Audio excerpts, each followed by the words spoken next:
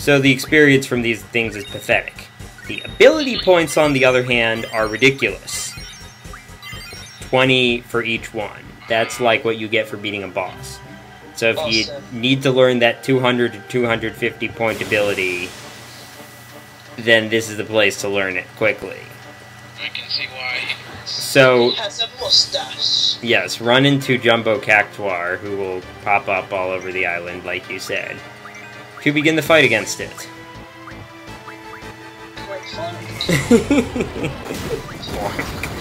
Okay, whoever has the revive ability, or whoever your designated, you know, resurrection character is, do not have that person attack or do anything that targets Jumbo Cactuar.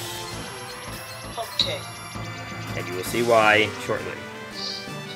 He has counter, doesn't he? Yes, he has a counterattack that's very, very nasty. Oh, he has that one. Yes, that one. I hate that one. I think I'm trying to get a limit break. Yeah. Okay, if you're using Renzokuken against this guy, this is one of the bosses that has non-standard trigger points. Like, usually when you're doing that, they will be spaced evenly apart in time.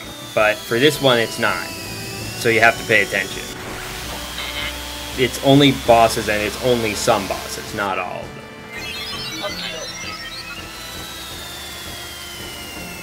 But the upside to that is that you're always guaranteed to get a certain number of hits, or to get the chance for a certain number of hits. Because otherwise, it will depend on like just how close to death Squall is, etc. Failing at boost. So in case you hadn't figured it out, this guy's weakness is water. Oh, well, said it. Which is weird because cacti have... Yes.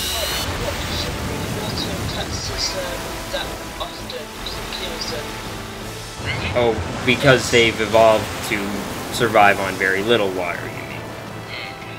Is that what you mean? Experience. But what about the water in them? Doesn't that kill them?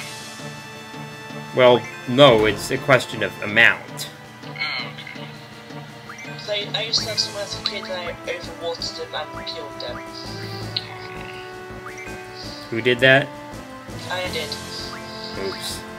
That's why I know we use water in games. Well, that makes sense then.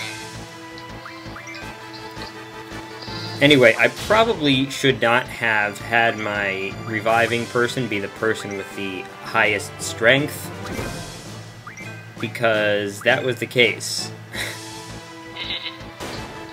Silly thinker. I love the way that every time you hit this guy, it does more moves. Cactuars have always been silly characters.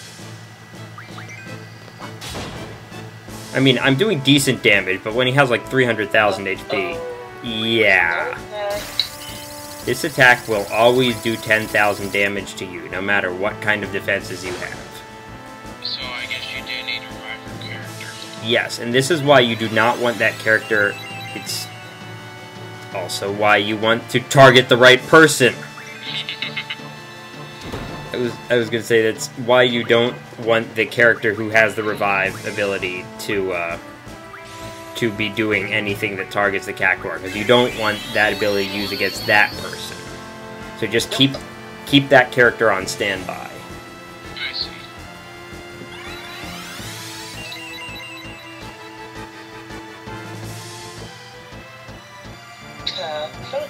Actually, most of the boss battle isn't that difficult, though.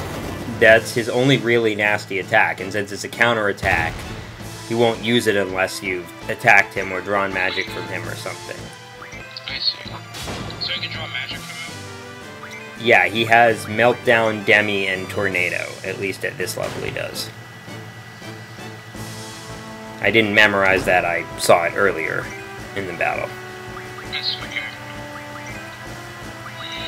And also, you know, if you keep people's HP fairly high, because he does have some pretty strong attacks. And the reason why I'm not using Chozo Disc anymore is because the animation was too long to justify the amount of damage it does. Uh-oh, spaghetti-o. Talk about pokey pokey pokey. That's a lot of pokey. If you guys are wondering where that comes from, it was one of Nintendo Capri Sun's Super Mario RPG videos. The cake scene. Oh, the cake scene. Just remember, guys, the cake is alive came several years before the cake is alive. I would be impressed if someone who cosplays this Cactuar. It's probably been done before. No, I mean at this size. That wouldn't be a costume. That would not be a costume, it would be a mech. A mecha.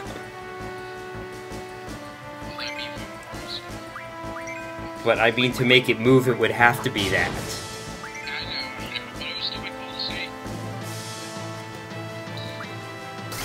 Cloud Squall is being pokey again.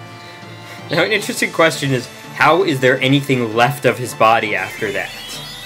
I know, right? It's like something that's had that many holes poked in it usually doesn't, you know, is not in one piece anymore. We got stabbed with a huge ice spear, so don't say that. Because he's been known to happen. But that was only 3. They were large holes, but it was only 3 holes. And yet he still lifted that, so he could lift through spears. So I guess Aidea had a 3-hole punch. Alright, so here's where I figured out something interesting. When it gives you the question marks on hit points, it doesn't just mean we're not telling you. It means it's more than 100,000. Rather, 100,000 or more. Because if you saw that, it told me how many hit points it had left. But it didn't tell me the maximum. And it's like, well, why didn't I figure that out? It's the same thing in Xenosaga. I'm guessing he has a lot because he's still standing. Well, yeah, it said he had, like, almost 70,000 left. Poor Squall. He keeps getting holes pushed into him. Yes. It's not actually 10,000 needles. If each one is doing 10 damage and there's 10,000 damage total, then it's only 1,000. Maybe the game can't count right. Punk. Bonk. Oh, the snipely whiplash mustache, too. Somehow it doesn't look menacing on him, though. It Maybe doesn't. it's the face. Maybe it's the old face, I don't know. Yes. Aww. There was a series of videos, I think it's still on Newgrounds, like called Cactuar and Tonberry. And, like, Tonberry is the straight man and Cactuar is the funny man, basically. And one of them is something that he did for, like, for school. It was because it's about heat transfer, like, physics, thermodynamics, that stuff. They're very funny. I could just imagine, though, this guy actually being the final boss of a Final Fantasy game. This is what we call the heat transfer orb of science. This is what we normal people call a light bulb. Heat transfer orb of science. Okay.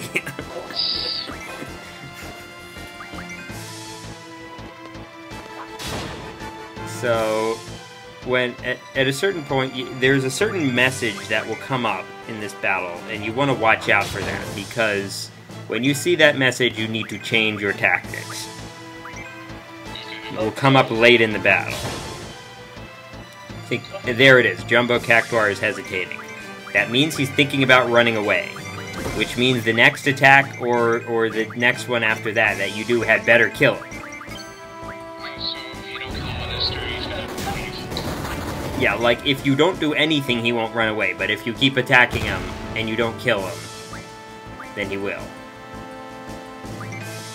So Rinoa probably has a limit break available, but the thing about that is I can't choose which one it will be. How to face Yes. So I think what I did now was I summoned Chozo Disc. Why not? Well, yeah, I mean, he is weak against water. Water. And this is large amounts of water. This time I don't fail so badly at boosting. Actually, this time I'm overly cautious.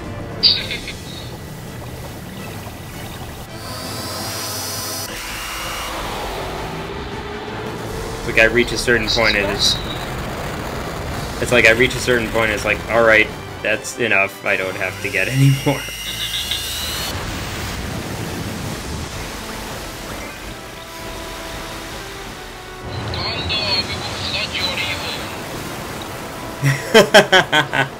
You know, the scene with Isengard, yeah. I'm like, what the hell? Why didn't that do more damage? Miss Mario's like, alright, keep attacking, please, keep attacking. No. No victory pose, that was not a victory. That entire battle was pointless. I don't know if I was head desking at this point, but I was certainly feeling that sentiment. So he's gotta have a lot of HP to still run into that. Yeah, and then this is where I discovered, you do not know the Summon Magic Plus abilities. I didn't put it on that ability immediately because it had one that it was 15 AP away from learning, but I was like, alright, when it learns that one, I'm teaching it those abilities. Now I figure out something that I should have figured out a while ago. That even though Rinoa and Irvine don't have perfect hit rates, I should have been attacking with them, because they will hit some of the time. Of course. Actually, what I didn't remember was that Rinoa actually had Magic Junction to her hit percentage, so she was at like 144 or something. Okay, so I'm having them learn a lot of abilities right now because they're getting such high amounts of AP. Including that medicine level up ability that I mentioned earlier.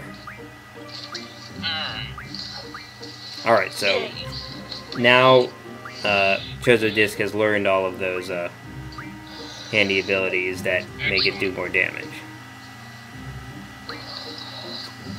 And I have the Status Defense ×4 ability now, which is very handy, because you can do this. You can defend against 4 different status effects. Awesome. That's nice. Actually, there's one spell later in the game that will allow you to do even more, because its effect is to inflict 3 different status effects. So if you put it on status defense, then it will protect you against all of those.